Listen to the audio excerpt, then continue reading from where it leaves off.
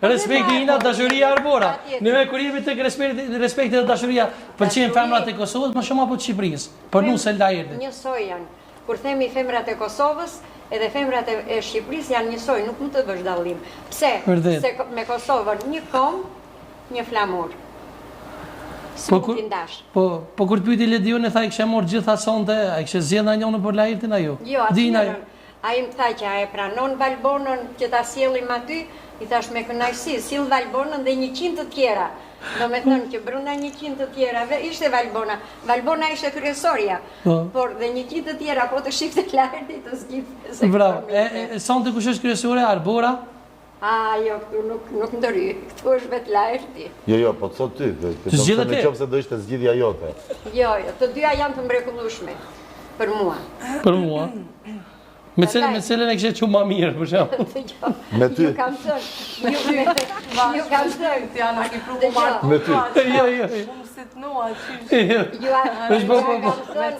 E kam thënë, dhe tek emisioni me Ledionin, ja kam thënë këshu publikisht, jam grua pa komplekse. Mama, dëgjo. Kështu që... Do thuash tani të paktën se me që Sadria nuk mund të flasë për veten, po ja marrë unë rolin e gazetarit. Po, s'ka problem. Do më thënë më the që dua të vi, të thash është pak rrugë e gjatë mama të zë makina dhe i këtej. Dhe me ndova që nuk do... Po, ty të pas kanë sill me aeroplan dhe bravo të qoftë. Faleminderit, herë tjetër nuk të vi unë me makinë nga Tirana, jo, mësit me aeroplan, si mama. Me aeroplan, po. Po, më the që dua të vi për një arsye, të takoj Sadrin. Se ai nuk ta bën dot të pyetje se do flasësh për të, po ta bëj unë.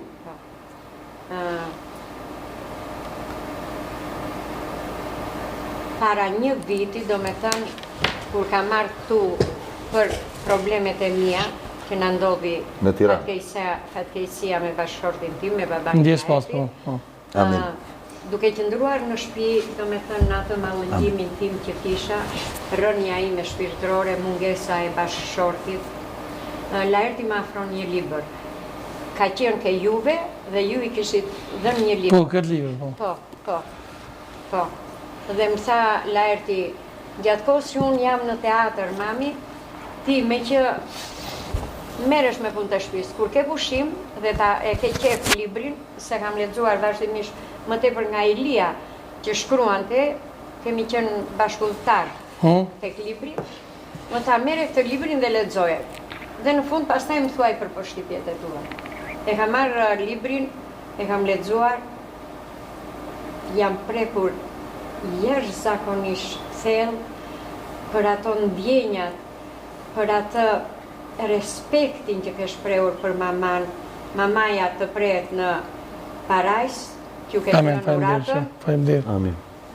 Për atë sakrificën që keni thënë, që mamaja vuante ka qenë e sëmur, do me thënë, në atë moment, vura veten time, që bashkëshorti im ishte i sëmur dhe i shërbeja, edhe thash, sa gjunaf, do me thënë, iku nëna, edhe fëmia ndjen dhimbjen e nënës. Kjo më ka prekur, dhe gjatë kësaj kohë që kam lexuar librin, flisja me vajzën time, se dhe vajza ime pati një traumë psikik, se ka qenë shumë e lidhur me baban e vetë, si gjithmonë që e pranon edhe shkenca këtë që vajza është gjithmonë e lidhur me tjatin. Mundohesha që ta ngreja nga ana shpirtërore dhe lija, do me thënë, telefonin të hapur, ishim në linjë të hapur, dhe unë i lexoja pjesë nga libri juaj. Të më falni, Elenës dhe i thosha, shiko me Elena, edhe ky fëmi ka qenë, e shikon të shflet për mamin e vetë, humbi mamin, fëmia, ti humbe baban. Por është e pamundur, shpirti shpjegon Sadria brenda në libër, nuk zhduket, nuk humbet, e ke pranë. Prandaj, mos u mërzit, jeta vazhdon. Vetë Zoti e krijoi këtë cikël, dhe nga ky cikël të gjithë do kalojnë.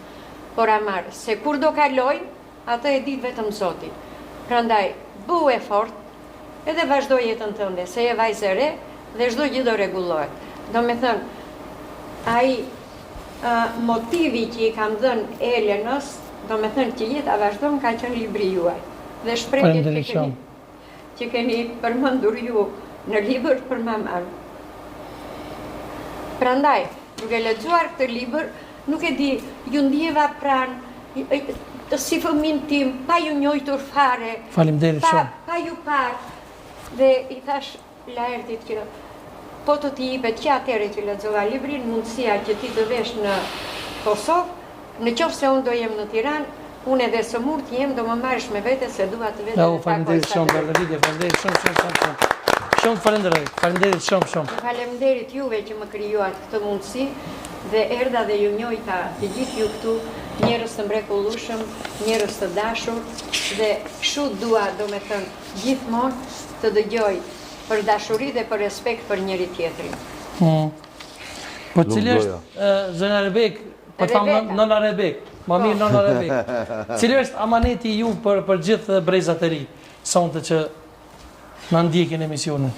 Amaneti im për gjithë brezat e ri në radhë të parë uroj, sepse neve çdo gjë që punuam, çdo gjë që ndërtuam, deri këtu ku kemi arritur, do me thënë, kemi një amanet se kuj do t'ja lëm këtë brez.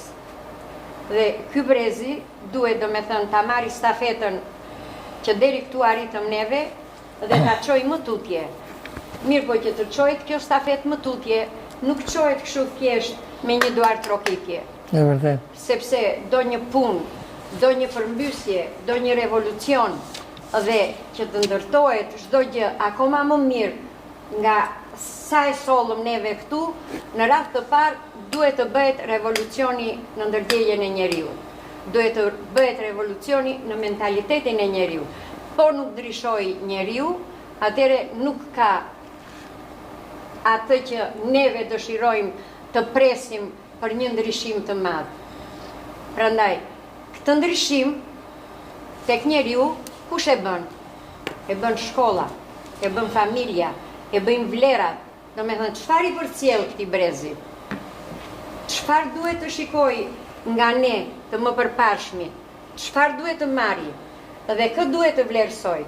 Pra, gjithmonë duhet të vlerësojmë të mirën dhe të ecim për ta bërë atë të mirë akoma më të mirë. Ky është amaneti që i përcjell brezit. Faleminderit shumë. Brezi duhet të shkollohet dhe të di orientimin, do me thënë, ku do orientohet konkretisht për të vazhduar këtë rrugë.